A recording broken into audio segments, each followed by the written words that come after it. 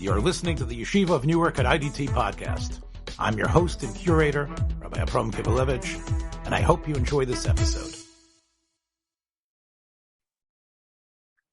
Clear the aisles, the Projectionist Has Semicha. Hi, I'm here with Rabbi Kolakowski. Literature, and the Torah is much more than literature, but we know in literature the idea of the child who comes from one home and is raised in another, a child who seemingly can develop along different lines than he might have been destined. This is something that has captured the fascination of playwrights and authors, and obviously in movies. Probably since the time of the silent era, there have probably been hundreds and hundreds of films that used as one of its plot points the idea that here was a child that was adopted, that was by other parents. I want to zero in on two films that deal with not just the very little with the fate so much of the adopted child and how that child might be have altered or changed or the same, but rather about the family, the parents, the mother and father, the pain that they had of childlessness and what it takes to get a child through adoption. And these films are very similar. One is from 1941, George Stevens' Penny Serenade, and 1951's William Keighley's Close to My Heart.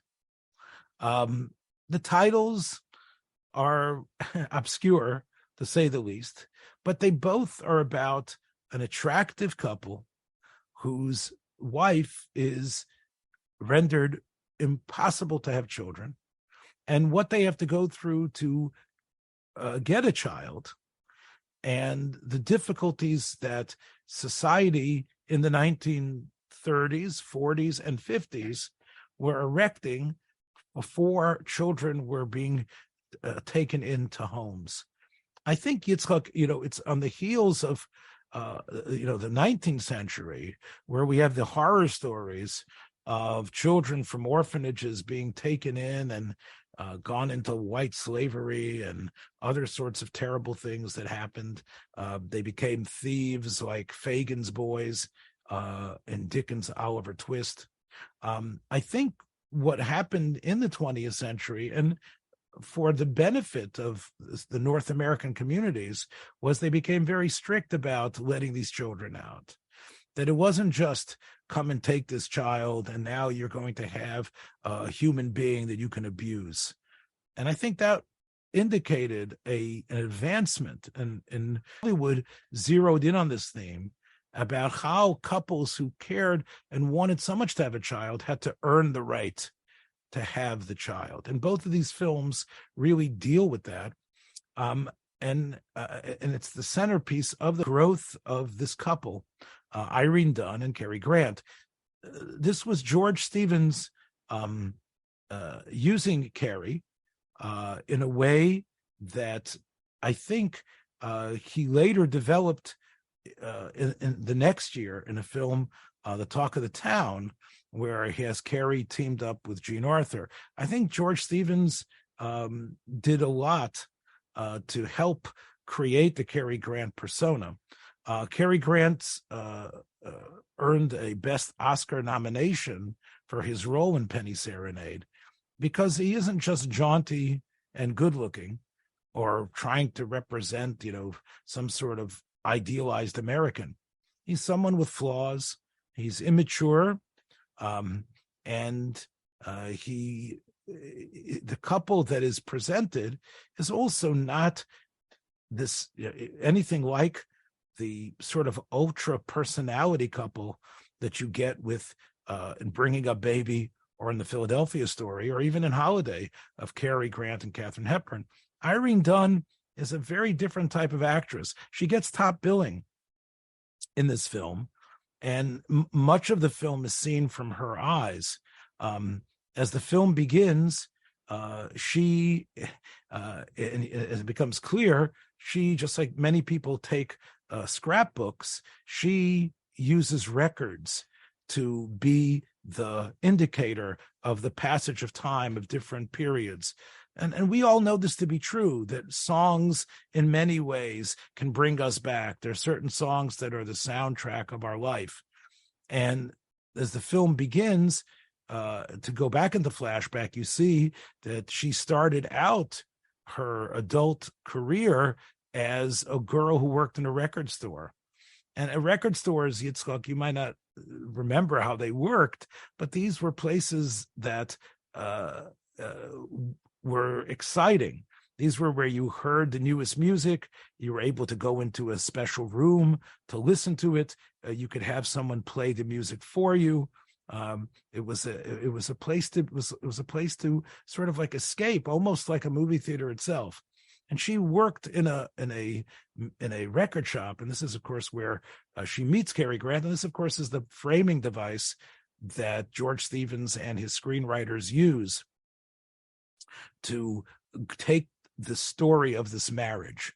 And the marriage is seen from various songs that were played at various times in the initial meeting, the courtship, that New Year's Eve scene, where he proposes to her and they get married, and across, as the film progresses, various records indicate the different chapters. A bit of trick photography, as you can see the Victorola, and it sounded like RCA, got a great product placement there. As the Victorola turns around, you can see the camera zeroes in the circle of the record and then expands outward to reflect the next scene of the film.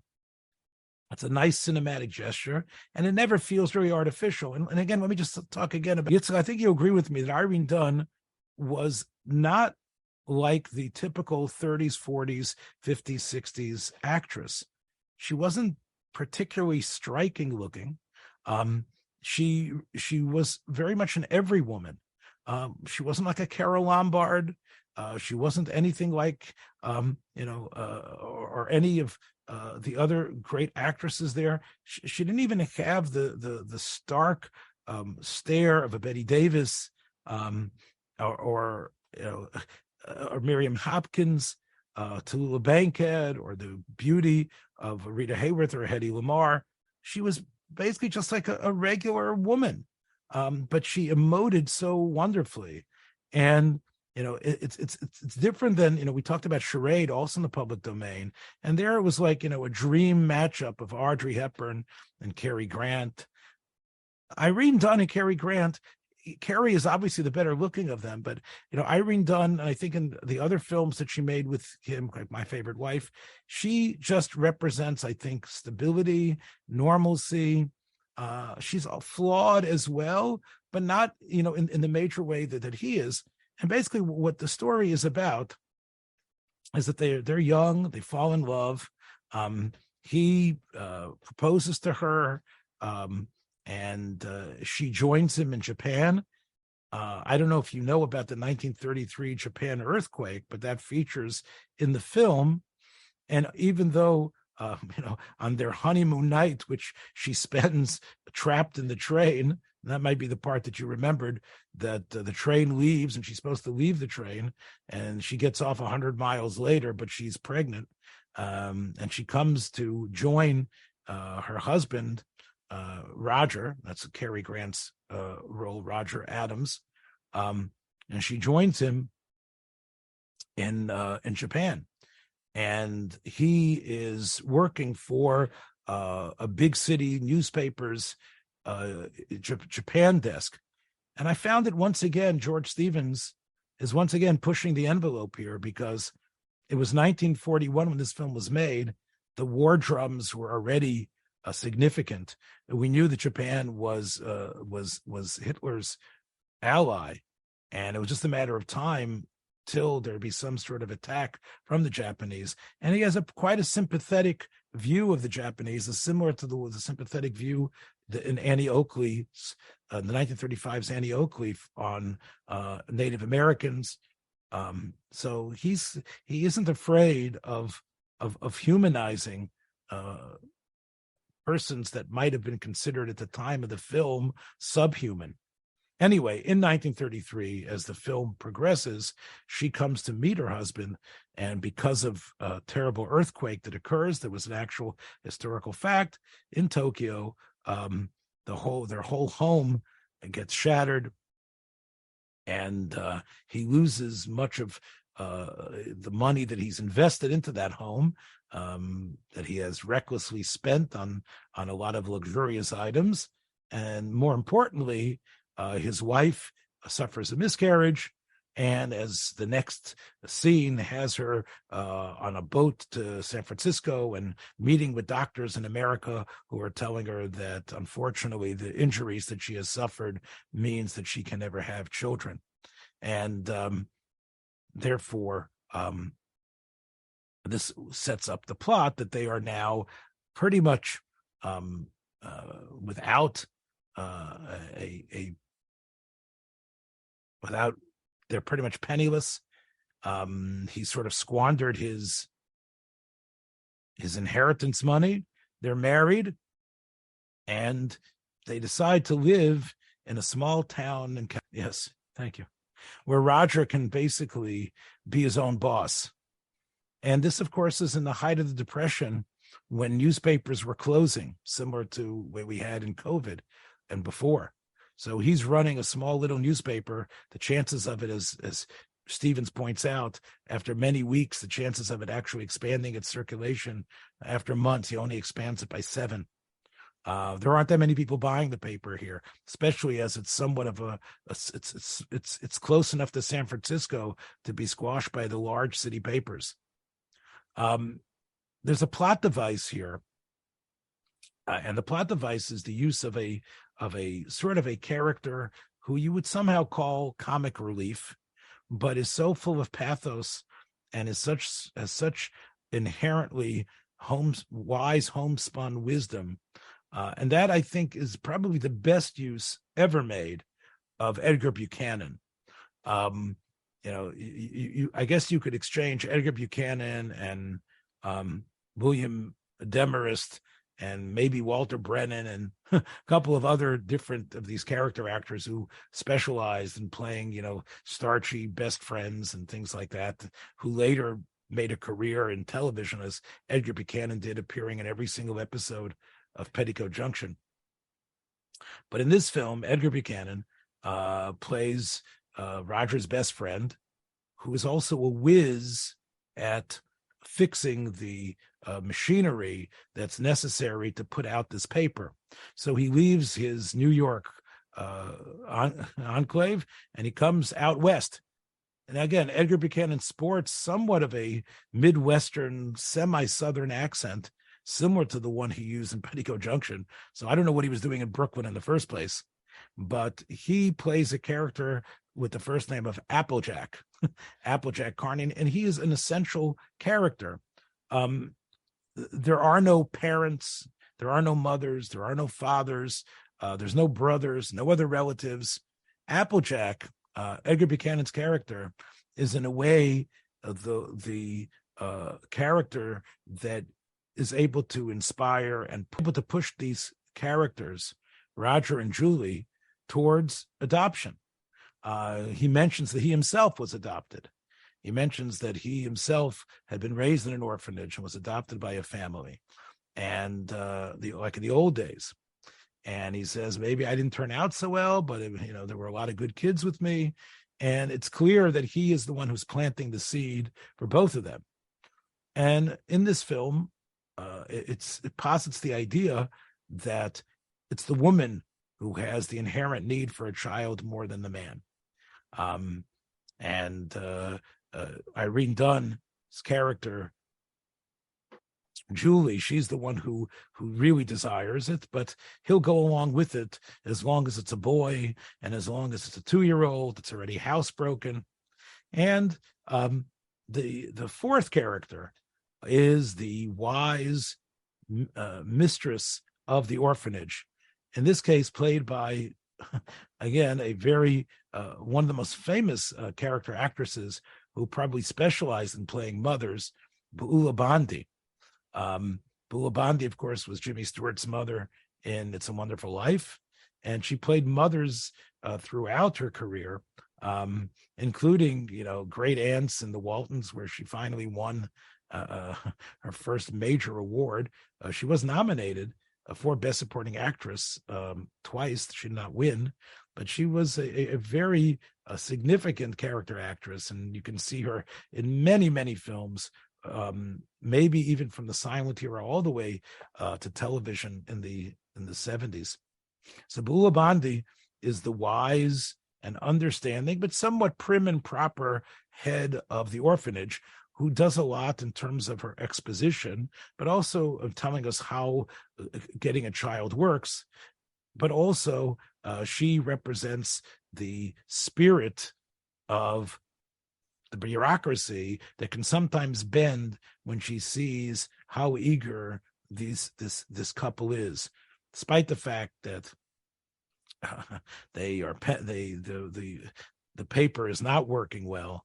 They don't have the money, but she's able to at least get them in a probational way. She's able to get them the hold of this child. And although it's not a boy, it's a girl, Roger falls in love with this girl as soon as she's able to put her fingers around his hand. Now, again, obviously in this film and in the other film I'm going to talk about, the director has to work around what the baby is doing.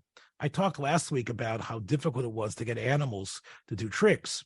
What I would assume is that many of these films, especially when they were using actual small children, the actors needed to improvise somewhat around what the child was doing. Now, of course, special effects could do a little bit in terms, or sound effects about the baby crying when the baby wasn't really crying. But in order to get the interactions with the baby, maybe you would have to take many days to get it, or maybe you'd have to craft the scene based on how the baby was reacting, or if there was twins or triplets or other babies. George Stevens does a great job in using the baby to maximum effect. You actually do see the abject humanity. You see how delicately they tread. You see how completely ignorant they are and how they don't know.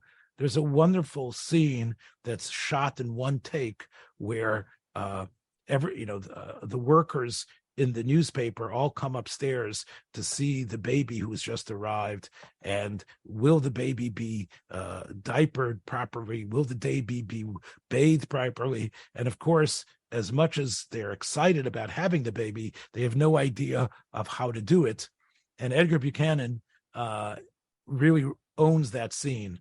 The way he sticks his elbow into the water, the way he's able to bathe the baby. A marriage is solidified through a child, and then through the difficulty and vicissitudes and horrible things that occur, the marriage is threatened by the health and the life of the child being deprived. It is George Stevens. And therefore, as we know, the director of The Greatest Story Ever Told, there is a Christmas scene, and Christmas does feature in some ways very strongly as the baby eventually grows up and is part of a Christmas pageant. And it's a very emotionally evocative scene. And the film really, in a way, is very much like Bergman's Scenes from a Marriage. There was a film that was with Scarlett Johansson and Adam Dryald, and the importance of the child, glue that bonds the family, but still bonds them in unequal ways. The mother clearly, whether it's her own physical progeny or not, has a different sort of connection to the child than the father does. And I think this is true through today. And I think this other film, 1951's Close to My Heart, really goes with the same dynamic. They're both films in California, Yitzchak. And in both films, you have a character.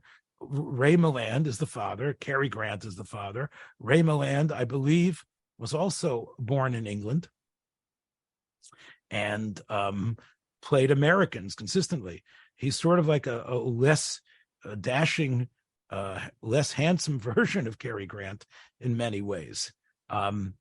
He instead of being a struggling newspaper publisher, he is a columnist for a newspaper. Instead of living in a very modest apartment that they're barely able to make ends meet, he seems to be quite well off.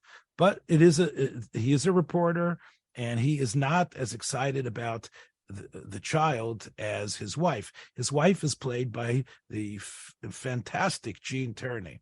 And again, it's an interesting contrast of Gene Tierney and Irene Dunne. Gene Tierney was voted, one of the most beautiful women ever to grace the celluloid screen. And as I've mentioned in a number of films that we've highlighted here, her range of acting is really underappreciated, and she really presents herself as a very fragile and needy woman, unlike the Irene Dunne character, who is definitely and somewhat fragile, but is somewhat clueless about what to do with a child when they adopt it. In Close to My Heart, Gene Tierney's character, whose name is Midge, it was based on a McCall's Magazine short story. It's called Midge's Choice or something like that, or A Baby for Midge.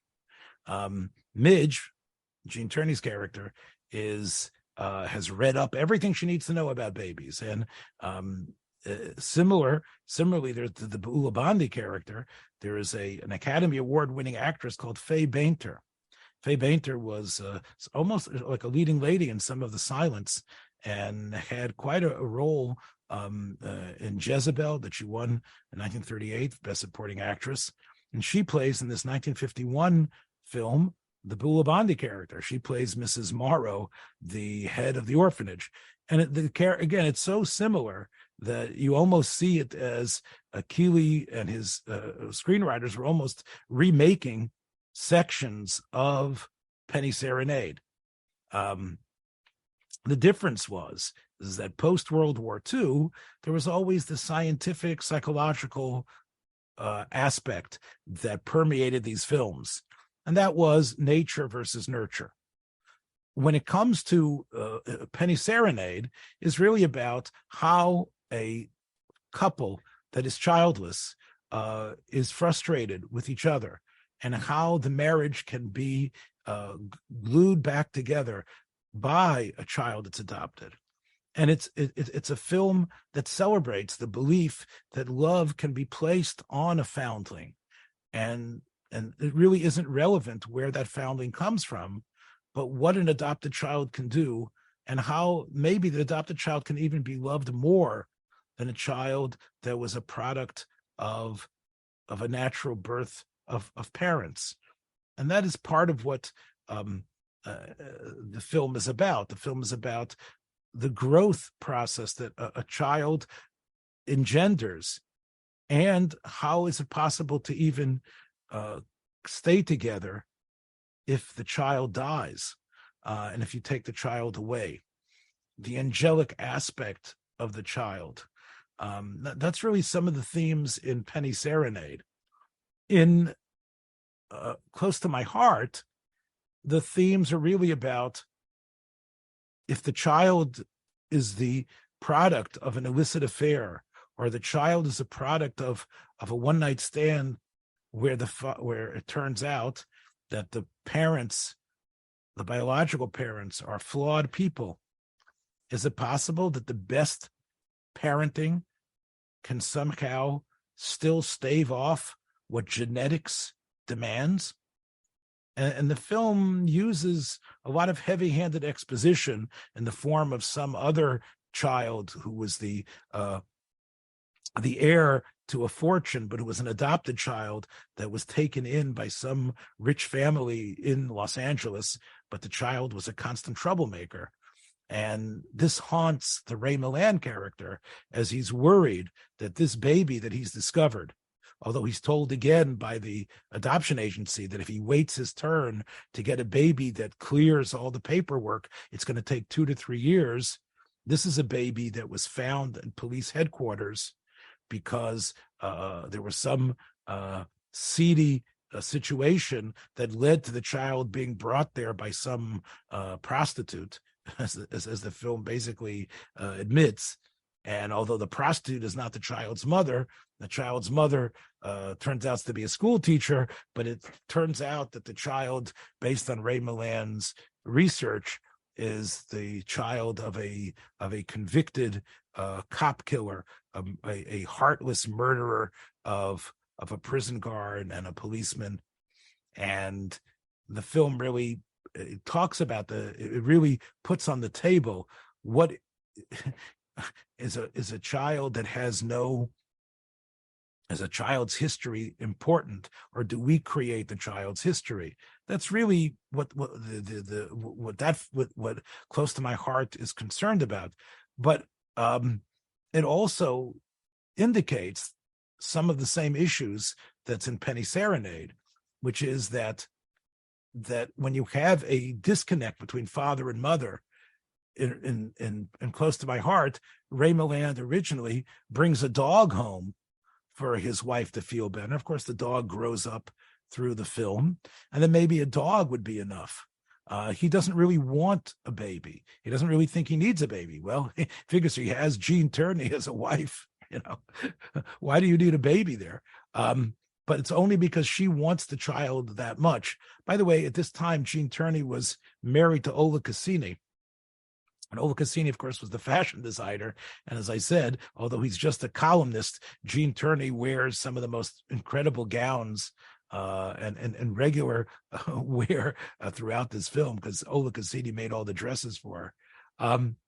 The point, though, is that he wants to help her, but he really is not excited about it. Faye Bainter, the very wise mistress of the orphanage, realizes that when you have a situation where the wife is intense to the max and the husband doesn't care that much, the child will suffer.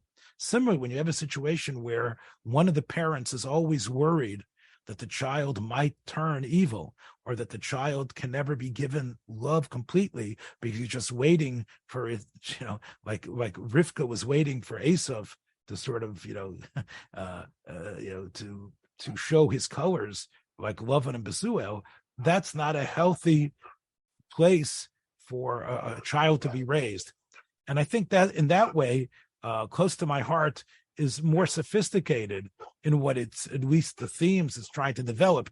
It doesn't have a quarter of the artistry and the pathos of that film. There is no Applejack character. There is no wonderful Edgar Buchanan-like character there. But in both of these films, in Penny Serenade, because of the fact that Roger doesn't earn enough money, and in Close to My Heart, it's because Brad, Ray Milland's character, didn't sign the papers, and that he was obsessed about finding out who his parent was, and because of that, they're going to take the baby away. In both of these films, Brad, played by Ray Milland, Roger, played by Cary Grant, make their appeal to the authorities. And Cary has probably what many people consider his ultimate traumatic scene in all his career, where he has to basically strip himself down completely, a la George Bailey in It's a Wonderful Life, and admit to his faults and beg for the baby and talk about how the baby should be theirs. And he makes this incredibly passionate case to this very officious, pencil-pushing judge. In a very similar scene, Keeley, 10 years later, has Ray Milland making his case to Faye Bainter and explaining how she could stop the judge from awarding the child. And again, he appeals to her and talks about the love that they have, how much his wife loves her and how much he loves the baby. Again, it's a boy, and of course it's a girl in in Penny Serenade. But not only is the appeal and the crying that Ray Milland does, and the almost crying of Cary Grant very similar. The next scene where you have Gene, you could actually do this, Yitzchak, with a split screen. And I if I was a film teacher, I would do this and show my class. You would show it's almost they're waiting at home, basically in abject an abject mourning over the loss of their child that they've been raising for the last year or so. Gene Tierney in the later film, and Irene Dunn in the previous film. And their husbands walk in, and the director shoots it only from, you can see the feet of the husband walk in and the feet of the husband walking up the stairs, giving you the possibility that the baby's not there. And then as the music opens, you can see that they're actually holding the baby in their arms, and they've actually won the baby back. It's almost a shot by shot ripoff. Is a much more, it's a much more beautiful film. But they both really, in a way, I think, do a great job in revealing the depth of pain that we know from the Bible, from the Torah on, about what does it mean to be childless, and the desire to have a child.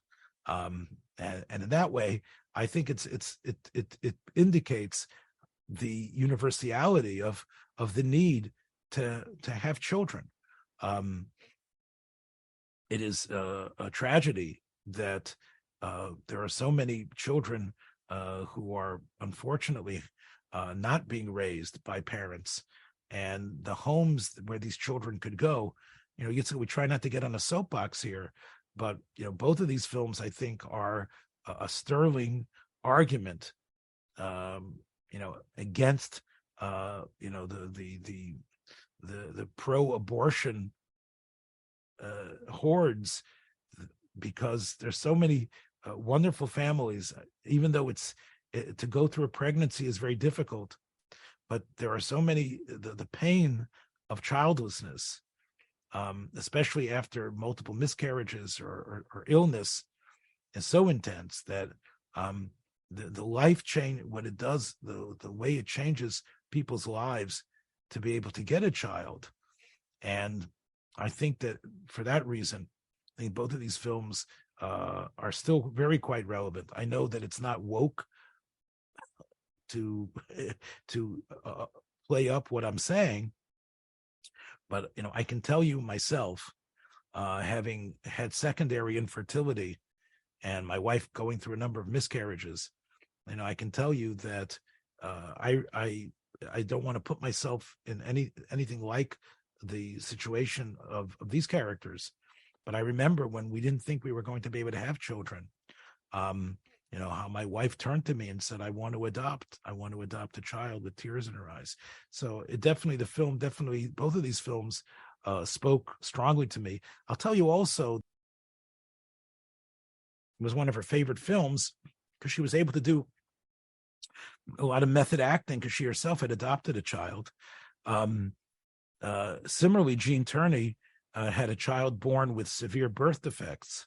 So she was able to channel some of that pain into what was going on with herself. So as much as we these women are women, and I think they bring to their performances the stark reality of their own struggle with the maternal instinct and how that fleshes itself out. The film that you're going to talk about, a Roger Corman special, probably is not just one film that's remaking another. It's probably got tropes from probably 100 different films, and that is 1963's The Raven. It was shown the other night on Svengoolie. This is the first time I'd ever seen that. I've heard of it quite often as a funny, kind of horror comedy type of a film, which they made a few like that. There was the Comedy of Terrors was another film along the same lines, maybe not as directly funny, but still a very funny type of a movie. And it's a movie that it's interesting because it's based on or inspired by the the poem "The Raven" by Edgar Allan Poe, which it's not much of a story there. The probably I think the best presentation I've ever seen of the Raven on in the visual media was when the Simpsons did it in the first Treehouse of Horror Halloween special. The first Simpsons did the Raven, and they showed this somewhat spoof of this brilliant poem that's not really meant to be made into a feature length film. It's just you read the poem and that's about it. But it was made actually twice into a feature length film, both times with Boris Karloff. Just about almost 30 years between them, 28 years between them. First time, I think he'd mentioned to me he'd seen recently the version of The Raven that Karloff and Lugosi had made, which is a totally different movie, a very violent movie. And then you have here just really a fun, silly type of movie that is actually more of the story of the Raven. Like it fleshes out the story. It's almost like making some kind of a homiletical background behind this very brief poem into being the story of these different sorcerers in the 1500s. Yeah, well, give me a chance here to read this very complicated plot here from the Wikipedia page.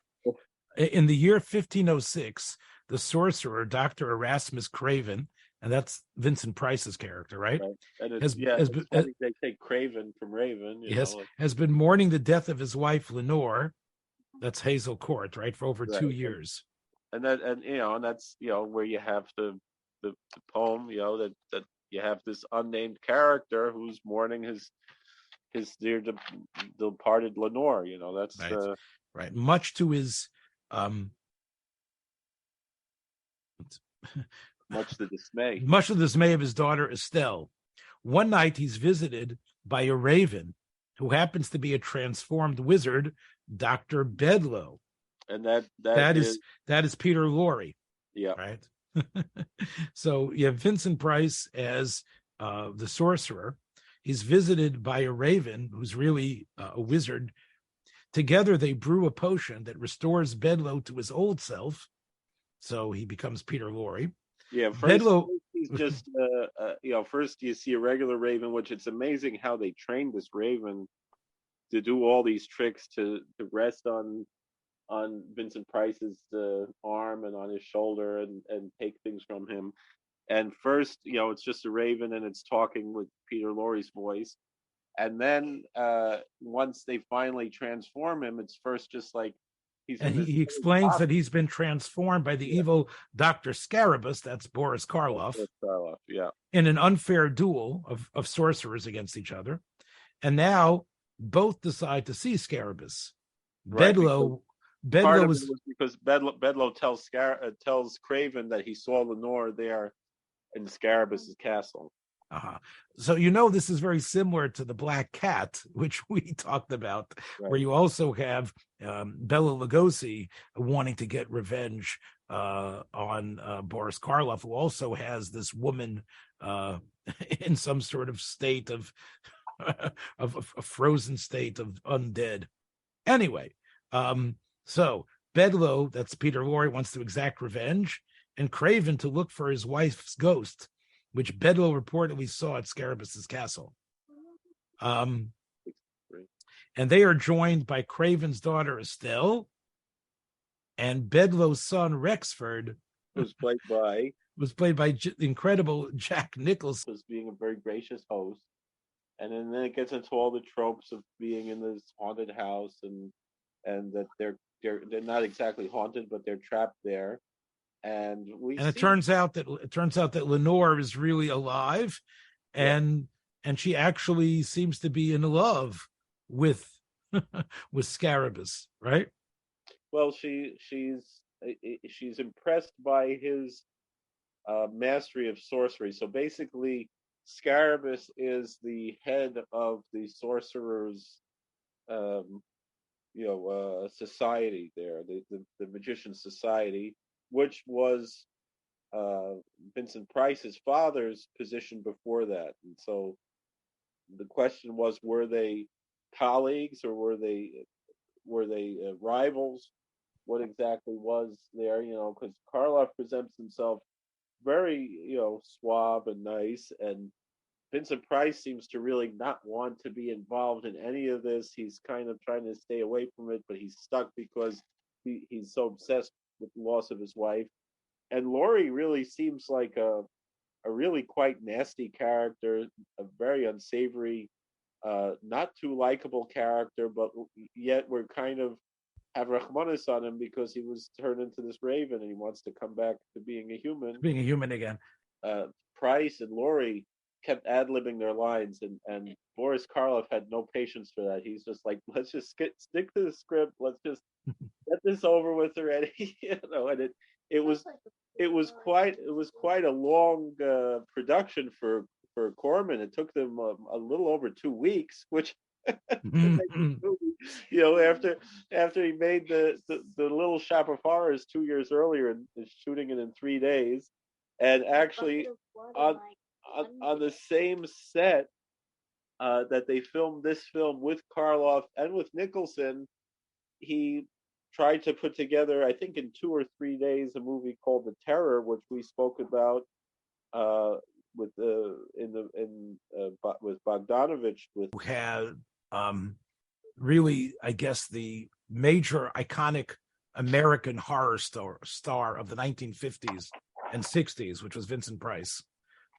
Christopher Lee was making the films in England, but in America, Vincent Price had sort of like was reigning supreme from the mid 1950s through, I guess, we talked about, of course, Dr. Phibes, through, I guess, the 70s. And then he was combined with the premiere of horror star of the 1930s and 40s, Boris Karloff. And I guess that itself was enough of a chop to have them together.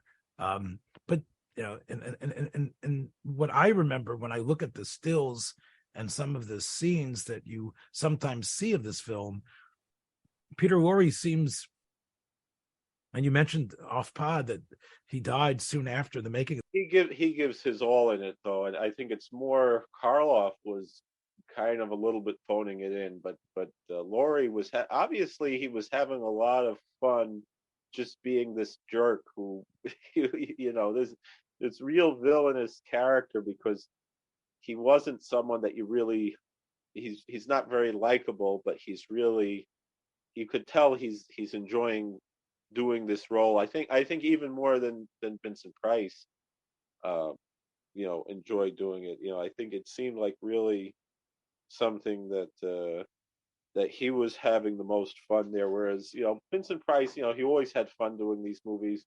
Karloff, it seemed like he was annoyed. He was not really having it.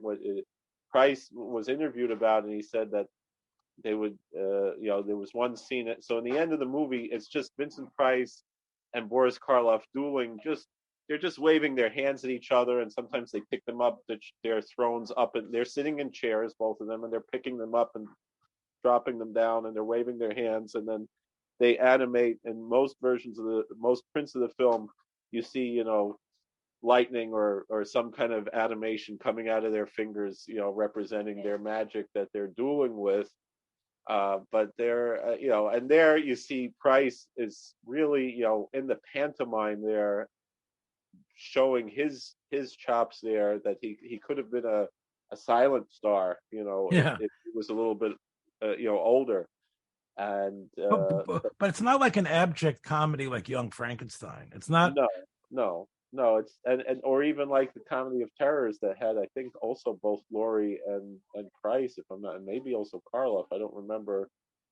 One thing is that the screenwriter was someone we just spoke about recently, Richard Matheson, so the same that we had mentioned. The When incredible. we talked about him, of course, his incredible contributions that he made to the Twilight Zone and many other anthology series. Yeah. So, yeah. So he wrote this script, putting together, trying to make his idea was it was so funny to think of an idea of making a movie out of the Raven, since they'd already done Corman had already done 4 other Poe movies. He did the Fall of the House of Usher and the Mask of Red Death and these others. I think Mask of the Red Death was the following year, but he did quite a few. But those were never as funny as this one. This was an obvious, like you said, tongue in cheek, not an outright spoof comedy, but a fun, funny little movie. Not a classic and not really schlocky, but really campy. Hungarian Jewish refugee who had actually, he made, the Verlorene. He was really, it's forgotten the depth and the power he brought to his performances. I think in this film, as you said, I think he realized that it was a film that he could ad lib on. Certainly you see his range when you compare it to his earlier, very serious, whether it was M or it was Mad Love, and those early movies that he did where he was really scary and really frightening. And here, he was funny, and the difference was, I guess he always brought out that pathos. Like M, you really felt bad for him, like he was compelled to murder these children, and it was something he could not control, and you felt sorry for him in a much different way. Or even Mad Love, where he's so despicable and scary and frightening, still you have a certain amount of Rachmanis on him, and so too here. He's not a Rachmanis in the sense of his character, whereas the others, where he's, he is not able to control himself. Here he controls himself, and he knows he's doing wrong, and he can control himself, and he's not controlling himself, and he's just this real jerk, and but yet you feel bad for him because he's got, it's the same feeling sometimes we feel for, I look at the inmates in the prison, and I feel bad for these guys, even though it's all their fault. They're responsible for what got them there, but still, you have some kind of rachmanis on these despicable people. Again, I think that the character that he's playing there, as opposed to Karloff, is pretending to be nice, pretending to be suave, and then he's revealing who he really is, and the Price really is consistently the good guy here. I think he's really right. And he's wearing, as I said, a shtickle told us Aaron Bekisha, so he's sort of like wearing a fez and a told us Aaron Bekisha. It is hard to take, I talk about the difference between these films. Whenever you have a horror period piece, you have to suspend your disbelief quite a bit. Well, the one part of the movie that you really have to suspend the disbelief, this is supposed to be in the 1500s, and one of the aspects of suspension of disbelief was that this is supposed to be the 1500s, and Peter Lorre points to a photograph of Hazel Court. I guess that's a real magical bit that Vincent Price was able to conjure up a photograph well before photography, 300 years before photography was developed. So that's interesting, though. Lenore, I guess, just like in the poem, is lost to right. She ends up staying with her with Scarabaeus. Well, when everything's falling apart, she thinks, she sees Scarabaeus has lost his magical powers. She tries to claim to Vincent Price that no, she was just caught under his spell. She's totally innocent, and he should take her back. And he you see, he has some hesitation as to whether or not he should take her back or not. And in the end, he's not able to, because the fire takes her away. But then she still survives the fire nonetheless. So it's and meanwhile, Boris Karloff turned Peter Lorre back into a raven. So Vincent Price, he is at the end. Lorre is like begging Vincent Price, turn me back into a human, and he just closes the beak and says, "Quoth the raven, nevermore." That they had to fill in, Lahavdil. They had to fill in, the stories, and they might not have looked at the Midrashim, even though the Ten Commandments claims to be based on the Midrash. It says but it's not really, a lot of those things are we don't have anywhere in Chazal that were in that, and so too they're making up a story around these things, and he does a good job making up this really silly, funny, humorous take on a classic poem. And well, it sort of reminds me a little bit of the Polish film that was made by Krzysztof Kieslowski, the Decalogue, where he takes, the Aseres HaDibros and makes 10 little films, each one being the spirit of one of the Aseres HaDibros. You can definitely be inspired in an incredible way, by poetry, by 10 commandments, in ways that you don't necessarily have to just fill in stuff the Bible didn't say. It's much more of an artistic leap.